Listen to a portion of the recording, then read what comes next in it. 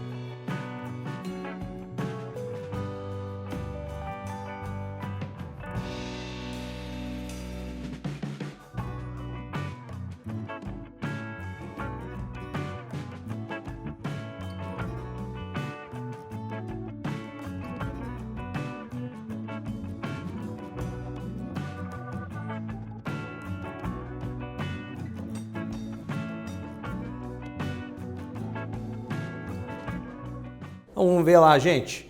Essa proteína, a AC2, ela é um tipo de proteína, né, de transmembrana. Então, como o vírus passa por dentro dessa proteína, ele atravessa pelo interior, por um canal dentro dessa proteína, a gente classifica ela como transmembrana, porque ela tem que passar de fora a fora na bicamada, né, para que ele consiga atravessar. Pois atravessa toda essa bicamada lipídica ali, ok?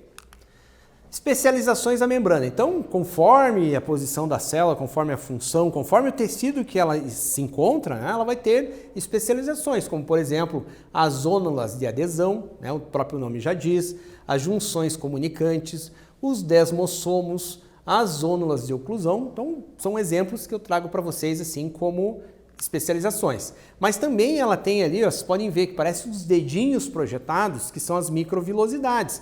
Você pode ver que se ela fosse reta, essa membrana, ela diminuiria a sua capacidade de absorção. Porém, como ela faz esse trabalho, sobe e desce, formando as chamadas microvilosidades, como se fossem dedinhos, ela tem superfície de passagem de substâncias por ela de uma maneira um pouco maior. Tá? Lembrando que aqui a gente está mostrando a célula, né, o recorte da célula, mas se for aprofundar, ela também é formada pela bicamada, como as outras ali. Então vamos entender basicamente essas especializações. Por exemplo, as zônulas de adesão são pontos de fixação à matriz extracelular, tá?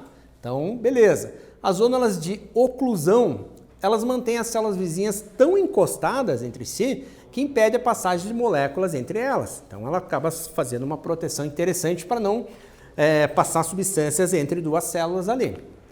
Microvilosidades, aquilo que eu falei, elas servem para aumentar a superfície de contato com o meio externo, a superfície de absorção da célula. Então ela tem mais espaço, mais superfície para ela conseguir fazer a passagem de substâncias de dentro para fora, de fora para dentro. Desmossomos são junções que apresentam a função de ancoragem. Imagine o que é ancoragem, né? Ancorar ali e fixar, permitindo, portanto, que uma célula fique aderida à outra, né? Não desmembre o tecido ali de maneira geral. Então vamos a um segundo exercício aqui para testar os seus conhecimentos.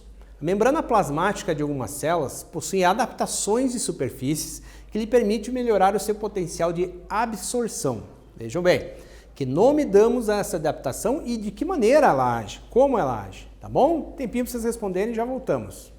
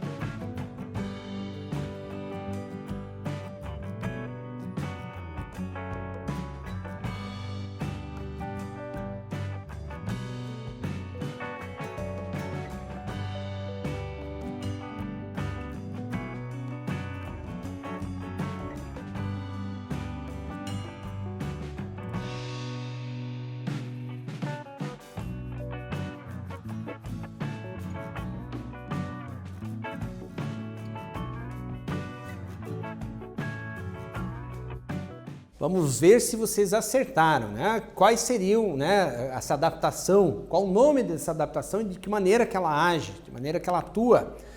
Os nomes dados a essas adaptações da membrana são as chamadas microvilosidades, aquele que eu falei, que parece os dedinhos projetados para, né, para além da superfície da célula. Elas correspondem a projeções em forma de dedos, as quais promovem o aumento da superfície de absorção da célula. Então, o que limitaria de passar se a estrutura superior dela ali fosse reta, aumenta com essa microvilosidade, que aumenta várias vezes a superfície de absorção da célula. Especializações da membrana. Então, nós vamos ter lá as chamadas junções comunicantes, ou também junções gap ou nexos, né? São estruturas que permitem aqui, ó, a conexão entre as células através de proteínas entre as duas, tá? Que a gente vai chamar de conexinas. Então, essas são as chamadas junções comunicantes. Mais uma especialização. Terceiro exercício aqui. As células são envoltas pela membrana plasmática, formada por fosfolipídios e proteínas, além de estruturas anexas a essa membrana. Relacione abaixo as funções específicas de cada um dos anexos, zônula de oclusão e zônula de adesão. Tempinho para você pesquisar aí e a gente já volta.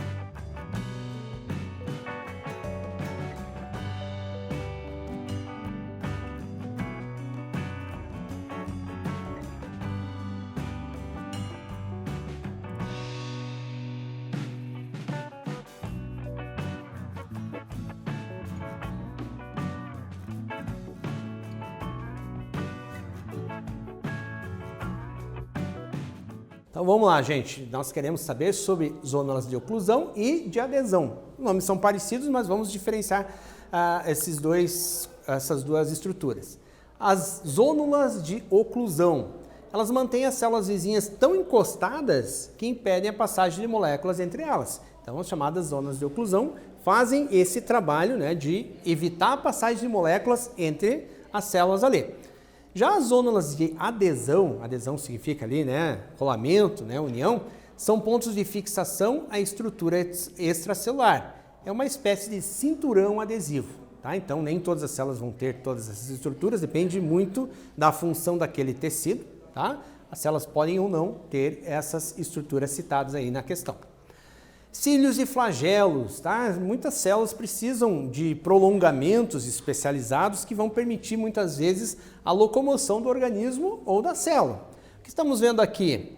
Estamos vendo espermatozoides, né, se deslocando, a gente sabe que ele se desloca no sêmen, mas para isso ele precisa ter o batimento de estruturas externas à célula, que são os flagelos, tá? São essas estruturas um pouco mais compridas.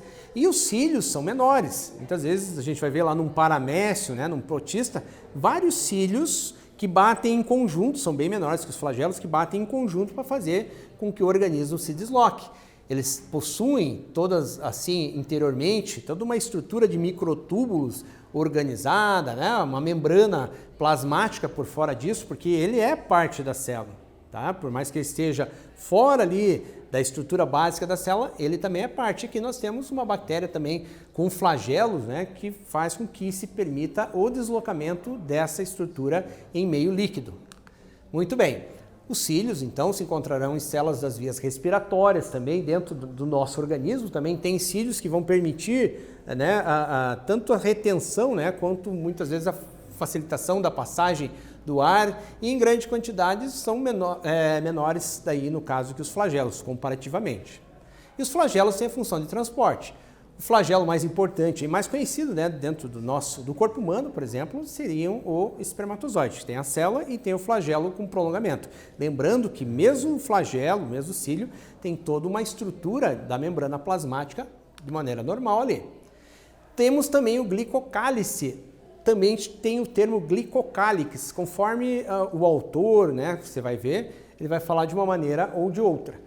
As células dos animais são envoltas por uma camada de glicoproteínas, ou seja, pequenos carboidratos com proteínas unidas, né, ou glicolipídios, pequenos carboidratos com lipídios, formando o chamado glicocálix. Pode ver ali, são projeções, né, ou glicocálice, formada na parte externa da membrana, ou seja, no meio externo, né, e é proveniente do complexo Golgiense. É uma estrutura lá dentro que produz ele e joga para fora para ele fazer toda essa parte ali na célula. Ele apresenta as seguintes funções: proteção contra danos físicos e químicos, ou seja, ele vai proteger a célula, tá? Então ele tem uma função extremamente importante a nível físico e a nível químico na célula. Ele reconhece e faz a adesão celular, então ele participa, né, do reconhecimento de uma célula para outra. O não reconhecimento gera uma rejeição, e a gente pode ver muitas vezes em transplante de órgãos, né, quando acontecem as chamadas rejeições. E também promove a união entre as células. Lembrando que as células, elas têm esse glicocálice, mas muitas vezes elas estão unidas uma com a outra. Anota aí, gente. A membrana plasmática, ela é responsável pelo quê? Delimitar as células, ou seja, fazer o limite, separando os meios intra e extracelular, ou seja, o meio interno e o meio externo. Então, ela tem essa função básica. Também, ela é responsável por conferir, no caso, essa proteção à célula, né? A proteção a toda a estrutura, evitando danos a essa célula. Também, ela é responsável pela permeabilidade seletiva. Então, o que eu falei? As células, elas têm aquela capacidade de selecionar o que entra e o que sai, né? Algumas estruturas são permitidas e outras não. Portanto, ela faz a chamada permeabilidade seletiva. Ela tem os elementos de membrana que permitem reconhecer aquilo, né, a composição química ou física daquilo para permitir se entra ou não. E também é responsável por captar sinais externos. Relembrando então, a membrana plasmática é composta de lipídios, né, e proteínas. Os lipídios podem ser lá os chamados fosfolipídios e tal. Também aqueles anexos também têm uma diferenciação e constituem um modelo de mosaico fluido, onde as peças estão próximas uma da outra, mas de certa forma elas permitem, né, que as substâncias penetrem ou saiam da célula. Então ela tem essa função. Existem também inúmeros tipos de anexos presentes na membrana plasmática com diferentes formas e funções. Depende muito da célula, depende da posição em que está, do tecido em que essa célula está composta, da função dessa célula. Então, conforme o tipo, é variável o anexo que está presente ali. Gente, como vocês viram, tem muitos nomes presentes nessas células, nas estruturas, né, naquilo que compõe a membrana plasmática, e isso, logicamente, gera dúvidas. Então você pode ver e rever essa aula quantas vezes você quiser, você pode buscar outros materiais, tanto na internet, como no teu próprio livro didático, o teu professor, para dar todo um reforço, um suporte para que você possa se apropriar bem desse conhecimento. Isso você vai usar lá na frente no Enem, num vestibular, num concurso público ou mesmo para prova dentro de sala de aula, ok? Até uma próxima e muito obrigado!